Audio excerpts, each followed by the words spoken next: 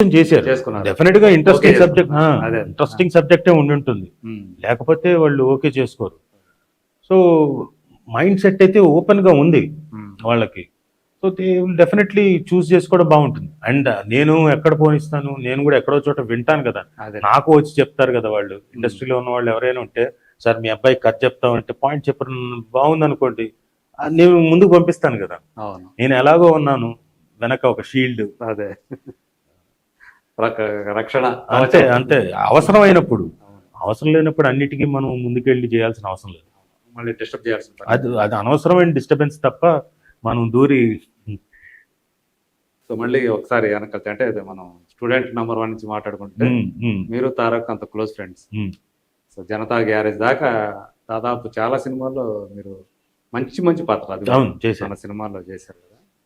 So ఇప్పుడు తను ఎట్లా ఉందంటే మీరు గమనిస్తూ ఉండుంటారు, ప్రజెంట్ సినారియోలో అంటే రాజకీయాల్లోకి తనను లాగటం. చంద్రబాబు నాయుడు గారు జైల్లో ఉంటే తను ఇంతవరకు స్పందించలేదని చెప్పేసి ఆ పార్టీ వాళ్ళు అతని మీద ఇచ్చేయటం. దీన్ని మీకు చూస్తామంటే being a friend of Tarak, మీకు ఏమనిపిస్తా ఉంది?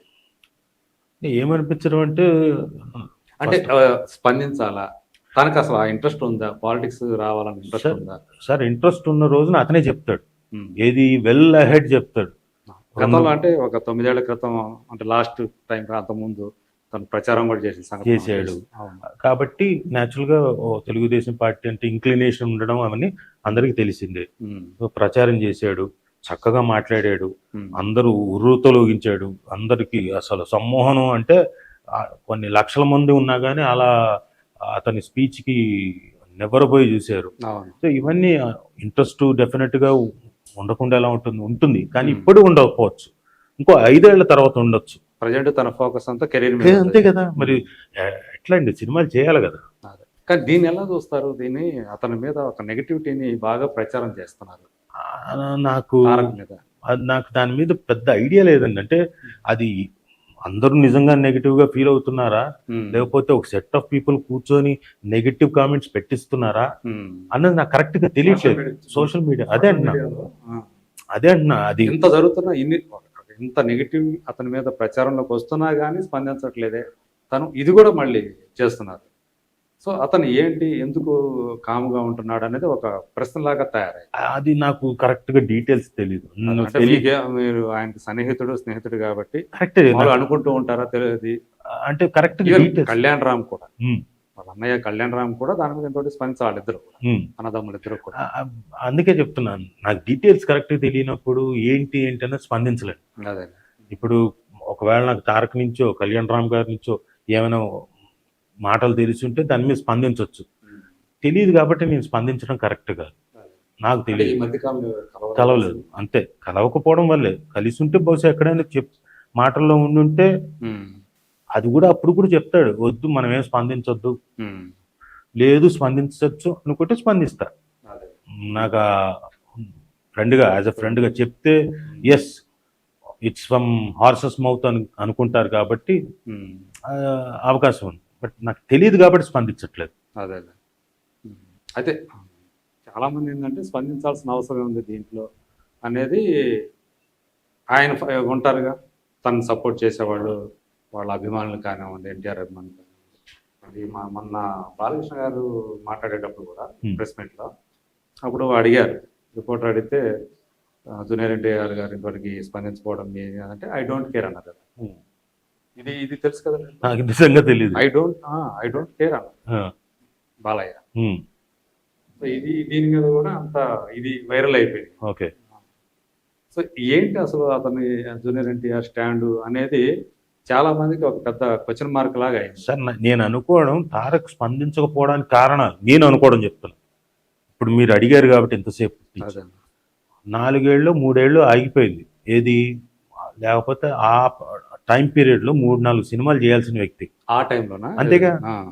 ఇప్పుడు RRR చేయాల్సిన టైంలో, ఆ టైంలో 3-4 సినిమాలు చేయాల్సిన టైమే కదా, అది ఆగిపోయింది. కాకుండా ఇప్పుడు ఈ సినిమా చేయడానికి, దేవర చేయడానికి కూడా దాదాపు 1 సంవత్సరం వెళ్ళిపోతుంది.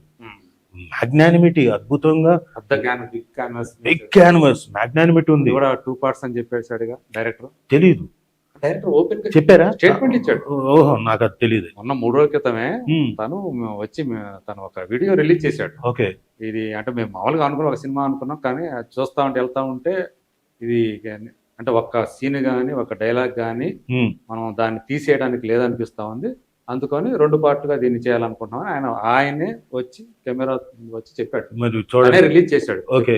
మరి ఇంత మ్యాగ్నానిమిటీ ఉన్న అంటే ఈ పీరియడ్ లో యాక్ట్ చేయాల్సిన నేను అనుకోవడం, తనకి న్యాచురల్ గా యాక్టింగ్ అంటే విపరీతం కదా, ఇంకా టైం ఉంది కదా చేయడానికి, వాట్ ఎవర్ ఇంకా రావడానికి కూడా టైం ఉంది కాబట్టి కాబట్టి ఈ సినిమాలు ఇవన్నీ ఎక్కువగా దేని మీద కాన్సన్ట్రేట్ చేద్దాం అనుకుని ఉంటాడు.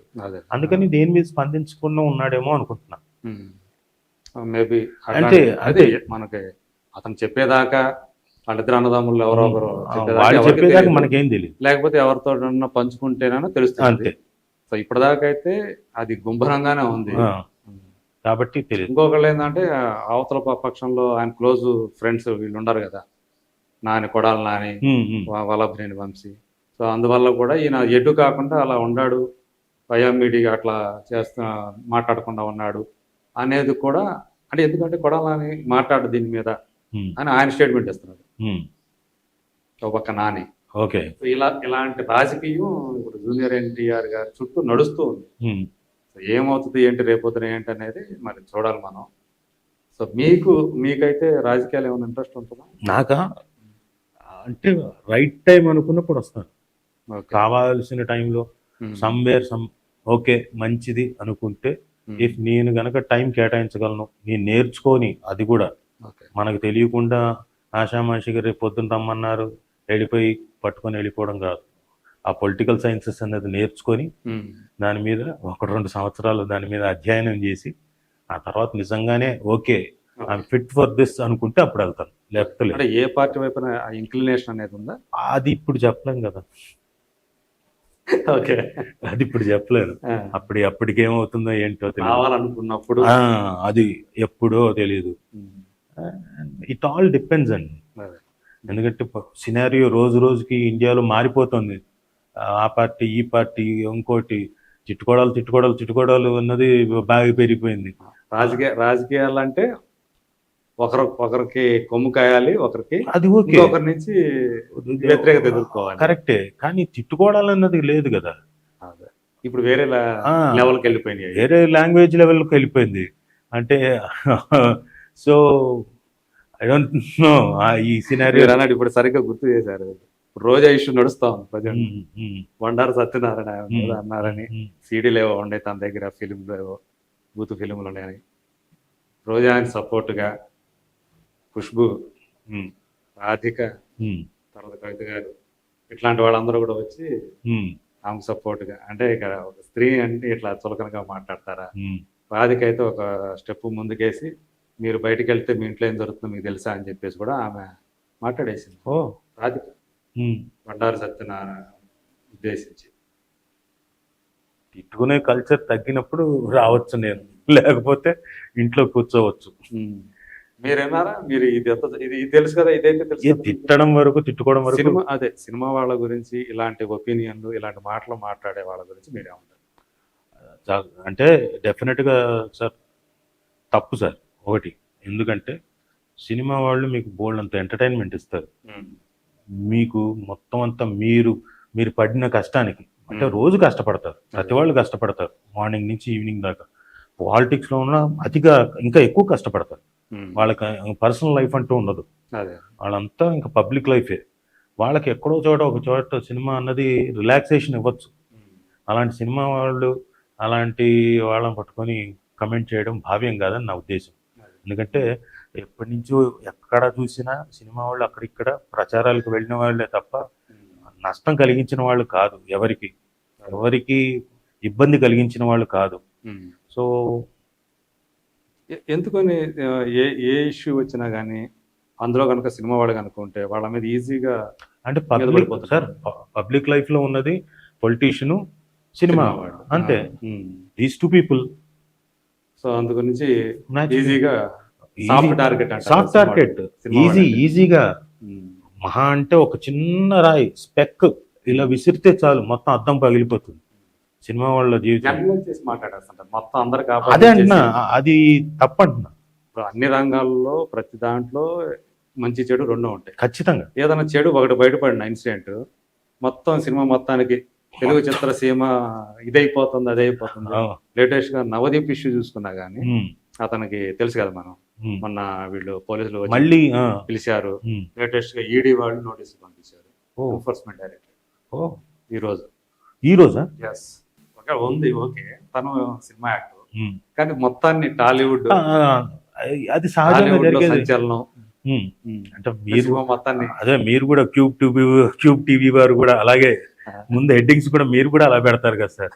ఏ మాటగా మాట చెప్పి మాట్లాడుకుందాం, లోపల కంటెంట్ వేరు. అదే సినిమా నటుడు కాబట్టి అదే అంటున్నా.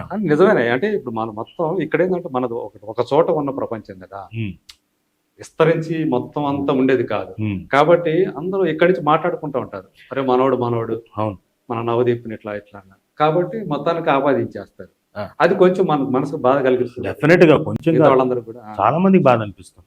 ఎందుకంటే దానివల్ల ఏమవుతుందంటే మిగతా వాళ్ళకు కూడా, చూసే వాళ్ళకు కూడా, బయట నుంచి చూసే వాళ్ళకి సినిమా వాళ్ళంతా ఇంతేరా, సినిమా వాళ్ళకి పిల్లల్ని ఇవ్వడమే కష్టం, ఆ తర్వాత ఇలాంటివి ఏమైనా వచ్చాయంటే సినిమా వాళ్ళంతా ఇంతేరా, సినిమా వాళ్ళంతా వీళ్ళు, అదొక లేబుల్ అంటించేస్తారు.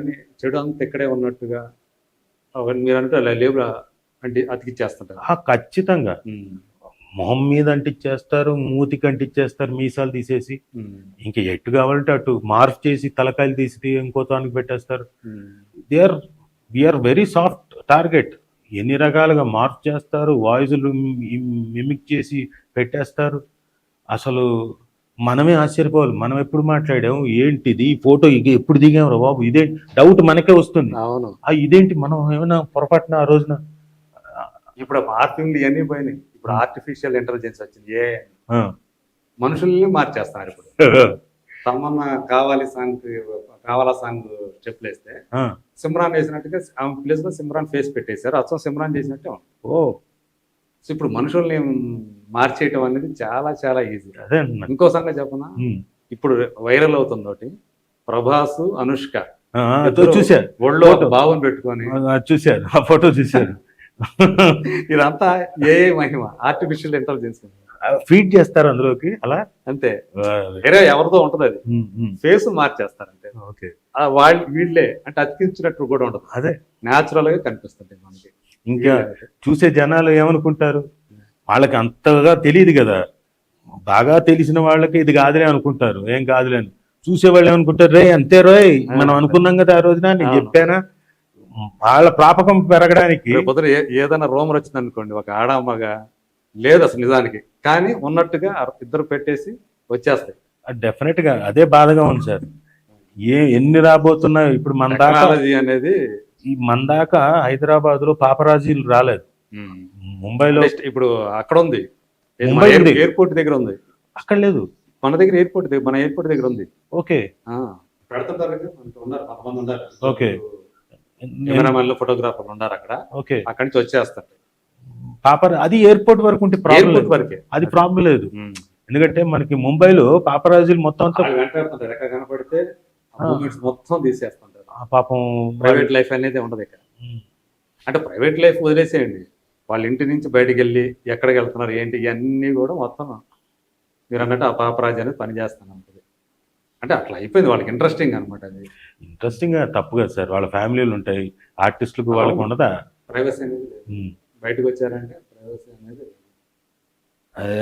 అది మాత్రం నేను ఏకీభవించాను సార్. ఎందుకంటే ఆర్టిస్టులు దేవుళ్ళు చాలా కష్టపడతారు, అల్టిమేట్గా అందరికి ఎంటర్టైన్మెంట్ ఇవ్వడానికి కష్టపడతారు, అందరినీ ఆహ్లాదపరచడానికి. ఏది దెబ్బలు తిని పక్కన డ్యాన్సులు చేసి ఇవన్నీ చేసి కదా పాపం జోకులు, వాళ్ళ మీద వాళ్ళు ఒక పక్కన క్యారెక్టర్ బాడీ షేమింగ్ తోటో పంచులేసో ఇంకోటో ఇట్లాంటివో ఇన్ని చేసి ఎంటర్టైన్మెంట్ ఇస్తారు. అల్టిమేట్ గా ఎవరికి నష్టం కలిగించరు, కొన్నిసార్లు స్ఫూర్తిని కలిగిస్తారు. ఇంత చేయగలిగిన మన కల్చర్ని కూడా, మన కల్చర్ను కట్టుబాట్లను ఎలా తెలుసుకుంటాం, మన ఆర్ట్ ఫామ్ నుంచి కొంచెం ప్రచారం చేయాలంటే కావాల్సిన కూర్చోబెట్టుకుని ఆర్టిస్ట్ అవ్వచ్చు, లేకపోతే ఈ నటించే తెర ముందు నటించే ఆర్టిస్ట్ కావచ్చు, లేకపోతే థియేటర్లో కావచ్చు, టెలివిజన్లో కావచ్చు. మనకు కట్టుబొట్లు ఇవన్నీ కూడా ఆచారాలు కూడా ఎలా ఎలా తెలుస్తాయి? వీళ్ళ వల్లే కదా, ఆర్టిస్టుల వల్లే కదా. అలా అన్నెసరీగా అయితే వద్దని. ఏమైనా ఉందనుకోండి, నిజంగానే ఉందనుకోండి, ఎస్ కడగండి, తప్పలేదు, మార్చుకుంటారు ఒకవేళ నిజంగా అలా చేసి ఉంటే. నేను ఇప్పుడు బాధేస్తుంది.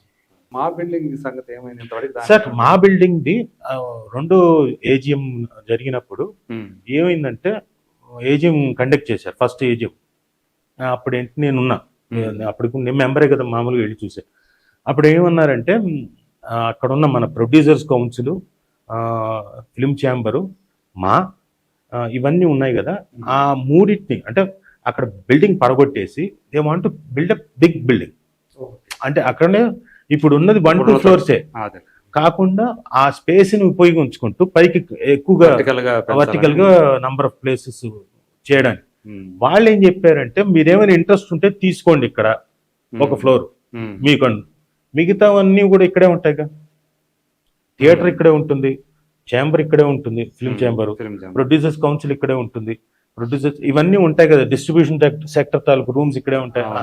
అంటే కరెక్ట్ అని ఆలోచించారు.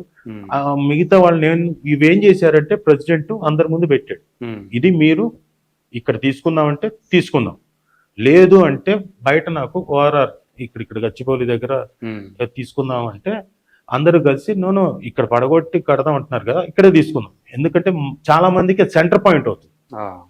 ఎందుకంటే అటు దూరం అయిపోతుంది, అంతే కదా. ఇటువైపు ఇంకా రావాలంటే నేను ఇక్కడి నుంచి కదలట్లేదండి.